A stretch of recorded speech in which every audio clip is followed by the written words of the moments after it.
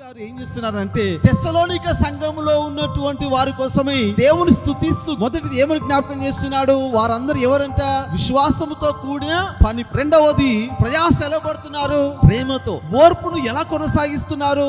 నిరీక్షణతో. అంటే మనం చూసి వేరే వారు ఏమన్నారంటే, అరే వీళ్ళు ఎంత భక్తి ఉంది, వీళ్ళు ఎంత ప్రార్థన ఉంది. సంఘము దినదినము కూడా ఎలా మారాలి అంటే, మనల్ని చూచి అన్యజనులు కావచ్చు, మనల్ని చూచి వేరే విశ్వాసులు కావచ్చు, దేవుని ఎదుట కృతజ్ఞతాస్తుతులు చెల్లించే వారముగా మనం ఉండాలి. ఎప్పుడైతే కష్టాలు వచ్చినా, సమస్యలు వచ్చినా, ఇబ్బందులు వచ్చినా, ఇంకా నీ విశ్వాసం వాక్యం మీదనే ఉన్నది అనుకోండి, దేవుడు నిన్ను ఒక సాక్షిగా బయటకు తీసుకెళ్లిపోతాడు తప్పకుండా. నీ జీవితంలో గొప్ప గొప్ప సాక్ష్యాలు ఇప్పుడు వస్తాయి తెలుసా? ఉపద్రవాలలో, కష్టాలలో ఉన్నప్పుడు కూడా ఆయన వాక్యంను అంగీకరించి, ప్రభా ఇదిగో నేను నిన్ను విశ్వసిస్తా, నేను నమ్ముతా, నీ ఎదురు నేను వెనుకకు వెళ్ళను. ఆ సమయంలో దేవుడు నీ పరిస్థితులన్నిటినీ కూడా ఆ వాక్యము ద్వారా మార్చి నిన్ను ఆశీర్వదించి అనేకులకు దీవెనకరంగా మార్చేస్తాడంట.